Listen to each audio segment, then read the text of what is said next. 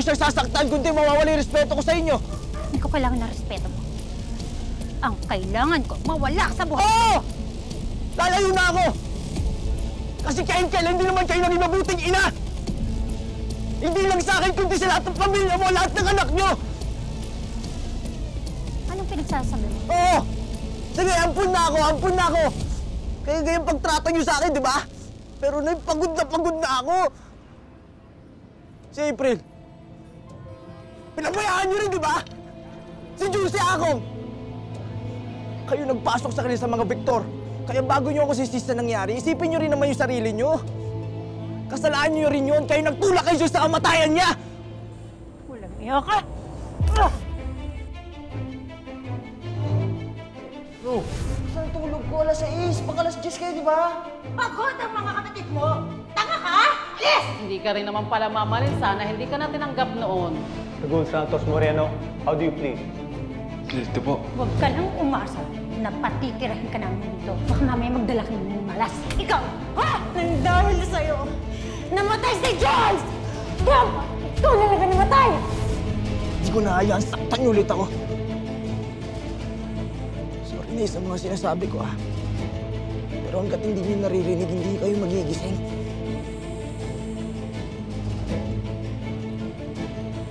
Dragoon, tara na.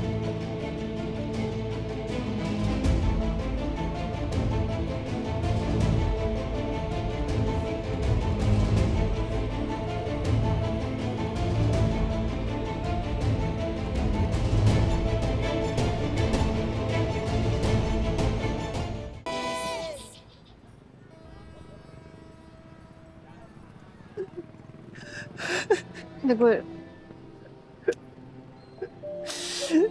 Relax na. Layo na natin kay Aling Dolor.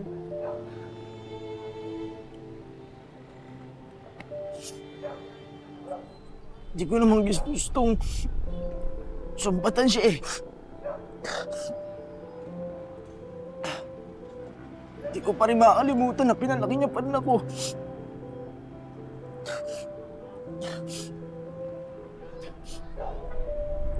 Papasalamat pa rin ako sa ginawa niya.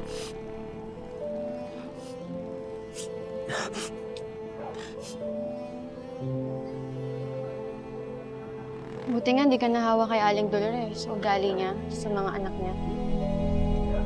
Kasi ang bait-bait mo.